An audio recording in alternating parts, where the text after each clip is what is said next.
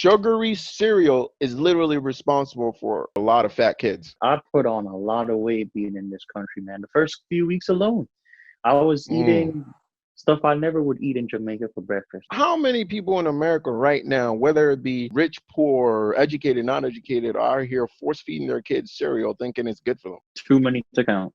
So we've got paleo, vegetarian, keto, and Mediterranean, right? You ever tried a keto diet before? I always limit dairy, poultry too, because I think we eat way too much freaking chicken. When we go to the doctor's office, and multiple doctors and nurses, and they're like, "Hey, are you getting your milk in?" And I'm like, "Okay, so I guess we should be drinking milk."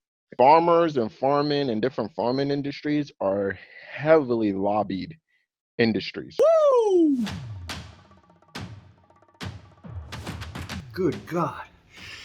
Who knew 4 sets was going to be such a problem? If you hop into one of these fasts, almost everything fixes itself.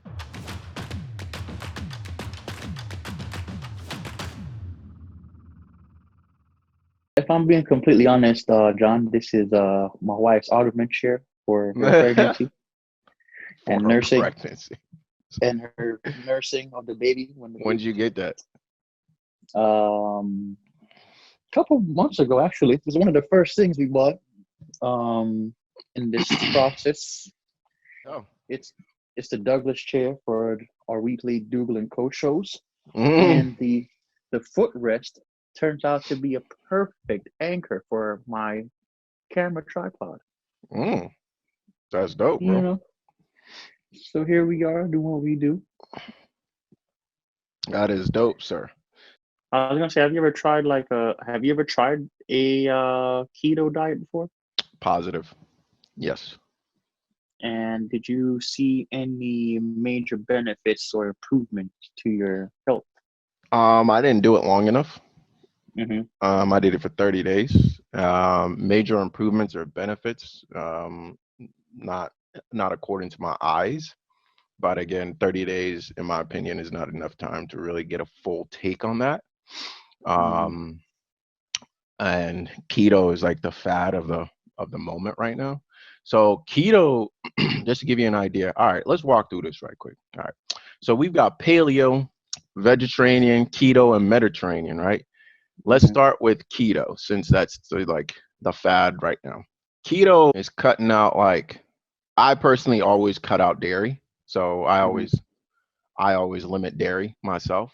So but that's not necessarily like keto. Keto itself is cutting out grains, like pasta, breads, rice, oatmeal, then like legumes like beans, lentils, peas, starchy vegetables, potatoes, yams, corn. So that's what keto is focusing on, cutting those things out. Dairy on keto, red meat is fine, poultry, fish, eggs, soy, vegetables, obviously, fats and nuts, dairy, fruit, all that stuff is fine. It's just targeting the grains, legumes, and starchy vegetables. That's keto.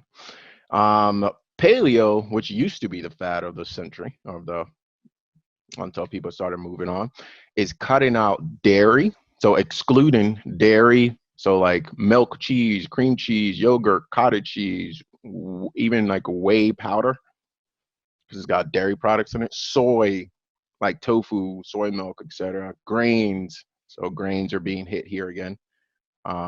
Legumes and starchy vegetables is being cut out in paleo as well. Oh, wow. Mediterranean, let's go back real quick, is cutting out like red meat, starchy vegetables, and fruit juice.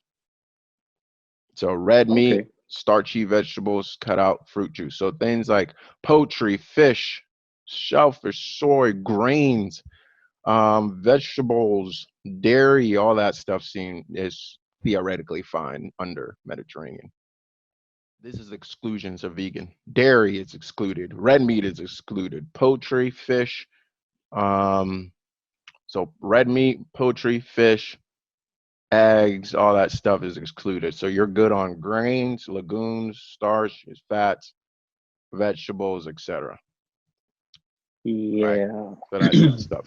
Now, if I was to not follow any of those, and just come off the dome, I would say exclude red meats, poultry. I would keep fish. Um, I would exclude dairy, and then I would exclude some grains. All right, so breakfast cereals, pasta, breads, and those things. I would exclude a good amount of those. Hmm. Um, yeah, definitely red meat and definitely dairy would be gone. Now we can go back and forth on grains, Hmm. and we can go back and forth. Vegetables are definite. Fats and nuts are definite. Um, and some starchy potatoes and yams and stuff depends. Kind of really depends on the individual. Mm. Vegetables is your base. Vegetables and fats. So like things like artichoke, asparagus, beets, broccoli, carrots, sprouts, celery, and tomatoes, peppers, eggplant, and then fats and nuts like avocado, peanuts, almonds, like that's your go-to. And then, Yeah. so think about it this way, right? If you were if you were, back in the day, you could probably grow these vegetables, right? Or go find them at a farm or something like that. And you could probably find things like peanuts, almonds, walnuts, pecans, avocados, and those things, right? It grows on trees. So let's use, from my theory, simplify it. If it grows on trees, it's probably not that bad, Hmm. right? So things like apple, banana, grapes, grape, all right. Oranges, strawberries, raspberries, blueberries, those are like your like desserts. Those are you know, like your sugary desserts. So we're gonna leave that in there. Okay. Honey, I'm gonna leave in there. Mayo on certain things, it's fine. Eggs. There's a real interesting back and forth going on eggs, but I'm gonna leave that in. Um, Salmon, tuna, tilapia, sardines, trout, and snapper. Now, since we're taking out red meat and poultry, I'm gonna take out poultry too, because I think we eat way too much freaking chicken. Um, Actually, I'm gonna just take out turkey. No, turkey's leaner. You got a preference? I'm gonna ask you here. You got a preference? Chicken, turkey? Yay, nay? Definitely prefer chicken. Okay. Turkey has unless Just take off only the time. skin. Yeah, I don't really buy skinned chicken anyway. Okay, Most of the cool. time, So then it's I'm gonna take out skinless turkey chicken. since you don't like it anyway. Yeah. And turkey's pretty tasteless. I mean, like, who really wants turkey like that? I'm gonna take out beef, pork. Um, What? I was gonna say I know a few people who like turkey, but it's definitely not for me. Oh yeah, I'm sure a lot of people do like turkey. We call those people turkeys. I do have a question. I heard you mentioning like breakfast stuff. Am I eating breakfast now? Because normally I'm doing the intermittent fasting. Yeah, that's a good question. It's interesting because we tie breakfast to like a particular time frame, Yeah, but but it's not that's necessarily a not at all, right? If you really yeah, think about it, like farming days, people will wake up and they wouldn't eat till like noon, and yeah. that noon is technically their breakfast because all breakfast is It's breaking your breaking your fast. fast. Ah, I That's got all you. it is. That's all it is. Yeah, I So whether you eat it, and you can eat breakfast foods hmm to break your fast, but honestly, that's been um highly commercialized, right? yeah. You think about, if you look at the movement of like breakfast cereals, or um why on earth do we consider eggs and bacon and those things like breakfast foods? Like, how did that happen? I'm just curious. I don't really know, but I'm just curious. Like, how did it happen that we consider those things breakfast foods? You know what I mean? I have no idea. Traditions dictated And it's interesting too, somehow. because like when I was in Jamaica for your wedding, the breakfast foods were a little different, like ever so Oh yeah. slightly. You know what I mean? And then when you go to Ghana, the breakfast foods are a little different. I'm sure if you go to China or Japan or like whatnot, the breakfast foods are a little different. Like I wonder, are they eating eggs for breakfast? Are they eating Well, bacon and all that stuff for breakfast? technically speaking, like you said, ever so slightly, the eggs are still a part of like what we would consider breakfast. But most of the We times, who? Who you speaking for? it's for the Jamaican culture, if you will. Okay. But for most of the time, we're eating more rich foods to go tackle the day. We either make like porridge or hot cereal. We have like boiled like produce like yams and green bananas, dumplings. You eat saltfish or mackerel, something pretty rich in the morning Yeah. for sure. But I, then yeah. I don't really like the quote unquote breakfast food here in America where they consider to be breakfast foods like the pancakes, waffles, sausage, and stuff like that. I'm not a big fan of the breakfast foods here, and that's probably one of the main reasons I don't really like eating breakfast. Mm, If I did interesting. eat breakfast back in the day when I would make breakfast, it would always be something like I said before, something rather on the heavier slash richer side, where it's protein heavy and has stuff Mm-hmm. that I like. Mm-hmm. Interesting. Yeah.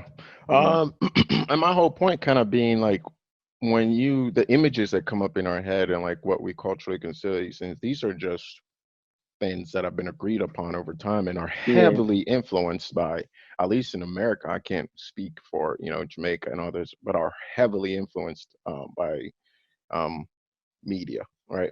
So if you read the story of like, specifically, I can point to like um, breakfast cereals, right? There was a heavy push.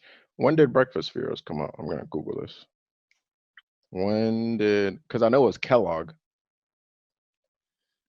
cereal start. Late probably 19th 60s. century. First cold cereal was invented in the United States in 1863 by James Caleb Jackson, operator of our home on the hillside, which was later replaced by Jackson's runs down. Okay. 1860 something. 1863. When did milk enter the nut? It was, however, largely by accident and moved invented, and I don't know. Ready to eat cereal. The cornflake was established manufacturers for modern cereal production on May 31st, 1884. John Harvey Kellogg. That's what I remember. For his filed for patent for his cereals. Interesting, right? Now, I mean, you might ask yourself, yeah, he filed for his patent for cereals, but in conjunction with the milk industry, farmers industry, because a lot of this, like farmers and farming and different farming industries are heavily lobbied industries, meaning that Hmm. they're using tons and tons of money to push their agenda, right? Milk. Mm. Bro, you ever ask yourself who's paying for the Clay Thompson chocolate milk commercials? Like who's paying for that? No idea. I would guess probably people that benefit from milk sales, right? Hmm. And you listen, I'm just saying like a lot of our ideologies around food has been heavily, heavily influenced by, and for lack of better words, I would say media. Hmm. It's a heavily lobbied industry. All right. So we come here, we say Hmm. it's a heavily lobbied industry. All right. So we come here, we say, look, James Caleb Jackson, 1863, 1900s, the Kellogg and his younger brother, Will Keith Kellogg, had figured out how to make flake cereals they called cornflakes. The younger brother Kellogg added sugar and began mass marketing them, including the first in-box prize. Bose developed a similar cereal called Elijah's Man, which later renamed Post Toasties after religious groups protested. 1910, Wow. the Quaker Oats Company, which had acquired a method of forcing rice grains to explode under pressure, began marketing puffed rice and puffed wheat as a breakthrough in food science. And Wow. I'll push this too, man. A lot of this stuff often is presented in a package of science, Mm-hmm. right? Because people who would argue with religion hardly ever argue with science. Mm-hmm. And I'll tell you this, man, more lies have been pushed under the name of science than Oh yeah, that for you would sure. believe, bro. After Sorry. World War II, cereal consumption increased with the advent of the baby boom, and sugar became a selling point. Kellogg's Mm. invented Frosted Flakes, and its pitchman, Tony the Tiger, a new era of television advertising began. That's what I'm talking about right there. Tony shared mascot for the brand and other characters, including Kathy the Kangaroo, or Catty, Never heard of that. but they would later phased out. I never heard about that person. The Kathy Kangaroo. 1960s. Yeah, man. They were phased out. Wow. So That Quisp, a explains why. pink skinned alien in a green jumpsuit, became madly popular character for the space age. He fought his rival, the Minor Quake, in a series of commercials. Like Captain Crunch, other Quaker products from this decade and series were essentially sweetened corn and oat dough formulated into different shapes. Quake was discontinued, but saucer-shaped crisp had been re reshaped essentially. I can't even pronounce this word. I ain't gonna lie. Resuscitated. First of And all, huh? sounds like they just been packaging different types of sugar. That's all I heard. Um, bam, bro. I'm telling you, man. When you start looking at history, bro, you start to see what's happened. Like you gotta, bro. Yeah, how many people in America right now, whether it be rich, poor, educated, non-educated, are here force feeding their kids cereal, thinking it's good for them? Too many to count. And the thing that kills me, man, is like, being from an immigrant family, man, what you see a lot of the times is that immigrant families really struggle from this, right? So they'll Yeah. come out of a country where you're walking a lot, you're eating good roots, good vegetable, raw foods, good whatever, whatever. And then all of a sudden, you come to the US and you eating sweetened corn, like you just pointed out, and you eating bowls and bowls and bowls of this. Bro, sugary cereal is literally responsible for, like, I don't have a percentage, but it's responsible for a lot of fat kids. I'll tell you what, John, that's probably the reason why. Because when I came over here from Jamaica, I was like 12 years old. Granted, I was always like a bigger, chubbier kid, but I put on a lot of weight being in this country, man. The first few weeks alone, I was Mm, eating stuff I never would eat in Jamaica for breakfast. I'm eating waffles, I'm eating pancakes. I go to school for breakfast, they got French toast sticks with syrup. They got pizza for lunch on Friday. It's terrible food options. terrible, Yeah. And I'm terrible. and In I schools already everywhere too, not just at yeah, home. man. In It was schools, crazy. So I'm eating terribly at home, I'm eating terribly at school, and then we go out to eat dinner and we eating terribly there also. So there was no clean options. wow, And then here we go. it's crazy, man. And we based. What's really funny to me, and almost like most interesting, is I remember learning about healthy eating, and I remember, and tell me, do you remember this? Do you remember the food pyramid? Yeah, I do remember the food pyramid. My guy. let me go ahead and go ahead and look this. So the former food pyramid, right? Experts say, hold on, and I'm looking up this article in the Times right now. Experts say lobbying skewed the U.S. dietary guidelines. No, Yeah, there's a documentary on Netflix about that actually. what I is it forgot the name called? of it right now. I have to get it to you. I watched it. Oh Lord. Um, Give me 2 seconds. I can tell you, but I don't No, want take your to time. mess I'm up gonna the. just look it up. Netflix food pyramid. I think it's called What We Eat or something, or Specifically about the food pyramid. it wasn't about the food pyramid, but it touched base on a lot of different factors of the traditions of food in America and the lobbying and just the exercising people, uh, kids who've been eating like breakfast or dinner where it involves so much sugars. Like you you get up in the morning, you eat cereal, you drink it with orange juice, you have toast, and you come home Is and it you eat rotten? dinner. What the Nah, health? geez Louise. 1 second. I'm gonna tell you. All right, cool. Because there's a Uh, lot of food documentaries on Netflix. I'm trying to figure yeah, out which one you're referring to.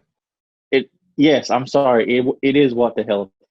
Okay, got it. What the health? Check it out. What the health? Right here. Ba bam. It's a great documentary, and it touched bases on, like I said, the whole lobbying and the history of um the sugar being added into the foods and stuff like that.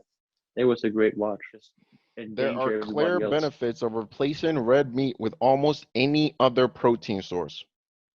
But the meat, but the meat lobby is very powerful in Congress, says Mhm. Walter Willett, chair of the Department of Nutrition at Harvard. My God. I mean, without saying it, what is this man saying, bro?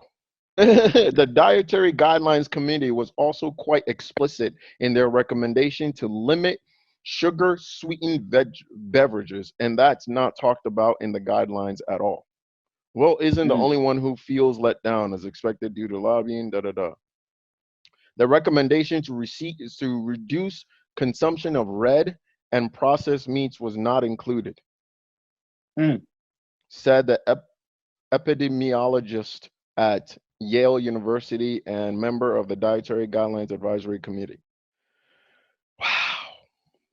I'm gonna look at this. I'm gonna look this up. And I think it's really interesting, man. Like you gotta really think about what you're being told. Let me go ahead and who I'm gonna look at this real quick. And who is telling you to do that?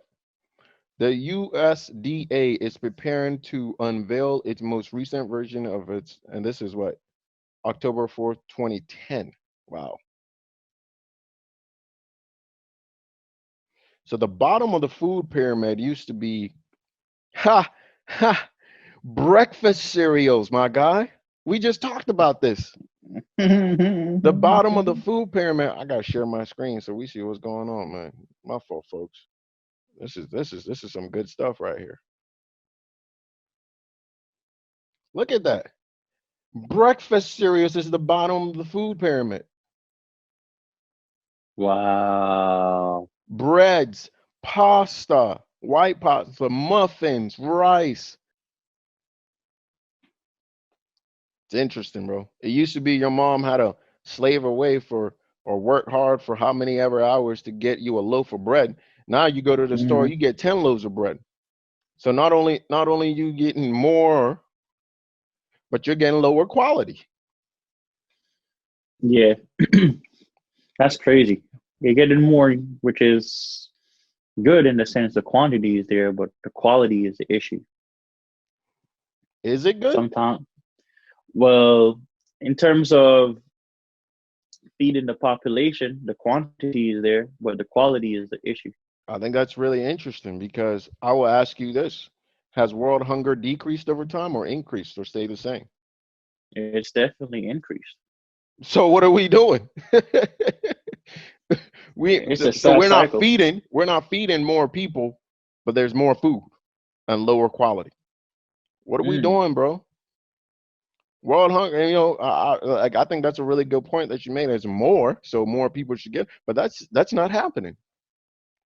Why is that? What's the disconnect there? Well, I think first and foremost, we got to recognize the fact that that is definitely not the case. More people are not being fed. World hunger has actually, and I don't know, I got to look this up whether it's fact or not, but I'm willing to bet that it's actually increased. I'm willing to bet the same thing. Well, I'll Interesting, tell bro. you what, they make more, and It's more waste, the way yeah, there's a more lot waste. more waste. With every Because single if you, restaurant that goes up, waste increases because they sure as hell not hmm getting rid of all their food every day. yeah, where all the waste food just gets trashed. Yup. You ever seen that thing about people going dumpster diving and find perfectly good food? Yeah, I've seen that. That's crazy. I know This is even for me, interesting. I was at a cafeteria once and they never sold a lot of the food. And I asked the person, like, hey, do you get to take any of this stuff home or something, like to feed your family or like give away? Because there's a lot of this stuff left. And they're like, no, whatever is left at the end of the day, we got to trash it. So Mm. I'm like, all of this chicken right here, you got to just dump it. Yup. Man, Y'all just go can't to take, just go to any cafe, any Panera Bread, any like at the end of the day, look at the amount of food they're getting rid of. oh my God, So with just every single trash, one of bro. those that's built, oh bro, this is the article I was looking for. Hold up, look at this, man. I'm gonna share this again. Man, this is turning out to be a nutrition day. Every day we get on here, we gotta see what is being discussed here, man. Look at this. Let's take a look at this, man. Meat and butter diet. Why industry lobbyists and pseudo scientists insist that meat and mud is actually good for us. Did you ever notice the food pyramid guidelines and posters issued by government to remind us to eat healthy? Did you notice how these have managed to change over the years? Turns out that industry lobbyists, front group, special interest organizations, and a long line of pseudoscientists are working very hard to demand official dietary guidelines change that will benefit their specific financial goals. And compared to other arguably healthier non-government eating programs like Mediterranean diet, interesting. Oh, Mm. oh, no, go back, bro. Oh, really? That's what we gonna do? Dang, they just said you reading too much, bro. Yo, the FBI just caught your page, bro. Oh, oh, wow. Doug. Uh-oh. I can't even go back. Let me see this. Wow. Wow. Where do we live, bro? Oh, wow.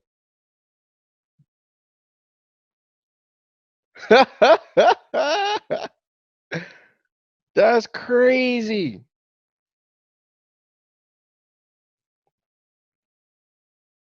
And you can clearly go to other sites.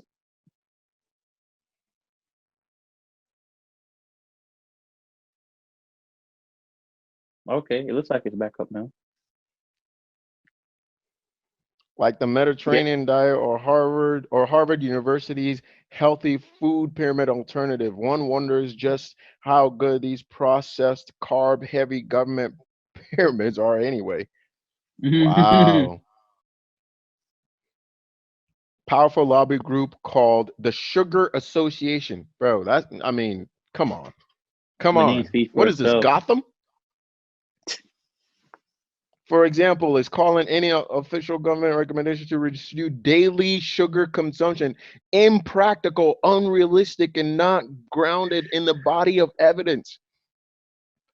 Bro, if Mm, there is anything we can agree on, is that you should limit your sugar intake. agreed. The And it's in national everything. Look at this. The National Dairy Council's recommended 3 daily servings of dairy products could mean consuming as much saturated fat as 3 strips of bacon every single day if you choose to consume those dietary products in the form of 3 glasses of whole milk. Holy crap. The food industry, which has fierce preference for setting its own guidelines, is fond of exerting pressure on this committee to eliminate or soften recommendations in any dietary guidelines that may end up harming commercial interest. You Okay. know, hearing this stuff kind of makes me nervous because they tell, pregnant women that they need to drink more milk. And my wife upped her milk intake because she never, since she's been here in the States the last couple of years, she's never drank milk. We've been doing like almond milk, and then she switched back during this pregnancy to start drinking whole milk.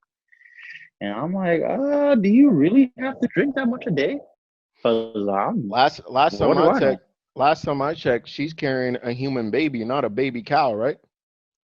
That's what I'm saying. But we go to the doctor's office, and multiple doctors and nurses, and they're like, "Hey, are you getting your milk in?" And I'm like, "Okay, so I guess we should be drinking milk." It's really interesting, bro. Really interesting, especially, bro. And I'll look. I'll be the one to say it, especially for people of color, bro. Mm, Most people that are close, obviously we all come out of Africa, you know what I'm saying? But most people, the ones that are closer to, yo, we can't process milk that well. no. That's a proven fact. 100,000 North American deaths could be prevented annually through a population-wide reduction in sodium consumption. By the fact drew by that fact drew this dramatic argument from lobbyists at the Salt Institute, which, to nobody's surprise, insists that reducing salt intake is a very bad idea, especially for people who make money selling salt. Wow. Yeah, salt and sugar is definitely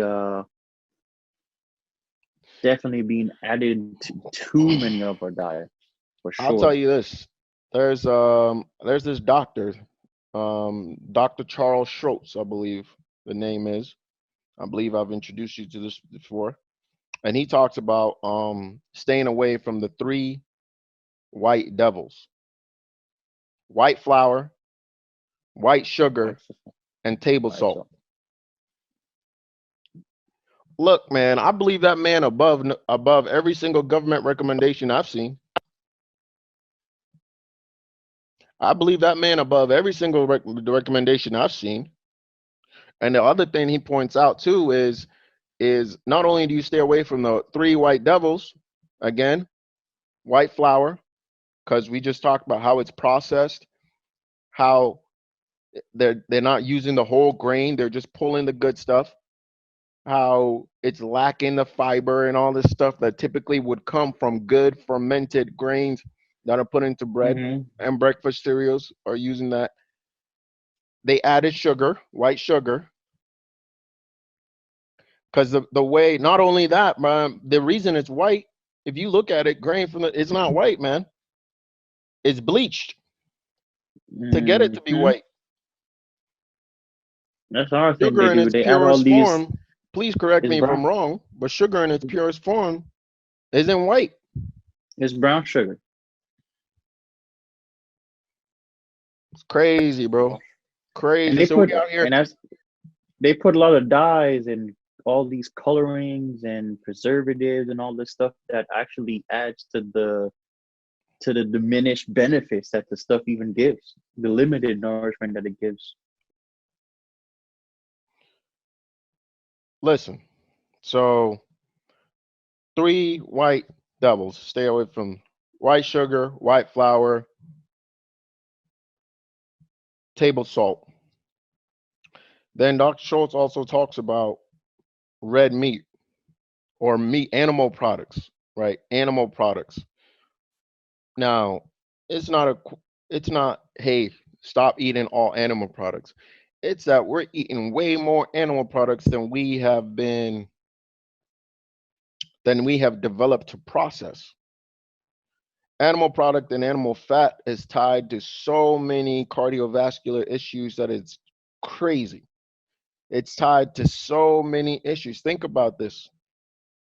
Think about how strong the meat industry is in terms of lobbying for their financial interest. Think about how these things have been pushed for so long. How if you go to a restaurant or if you go in the food industry, that the piece of animal product, so pork, beef, lamb, all this stuff, like the whole meal is built around that. Is built around the meat. So the even the pricing, right? The pricing, if you look at it, has been built around the price of the meat, not the vegetables, not the vegetables, but the meat. There's a reason for this. There's a reason for this, and it's not because it's that good for you. Now, one of the first things, and just like the dairy industry has been pushing lies for quite a while, right? Now you have the meat industry, not now, but you've been had the meat industry pushing it.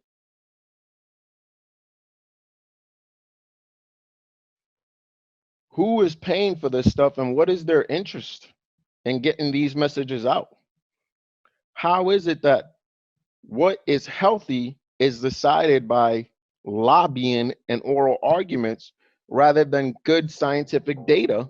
And these individuals are then also taking good scientists and paying them to essentially provide data to support what they already believe. So we're not going in seeking the truth. We're going in trying to find information that would fit what we already believe. So essentially what's happening here is these groups are setting their interests first and then finding everything that they possibly can to back up that interest. Now we'll continue part 2 of this because this is huge. Coach Jay signing out.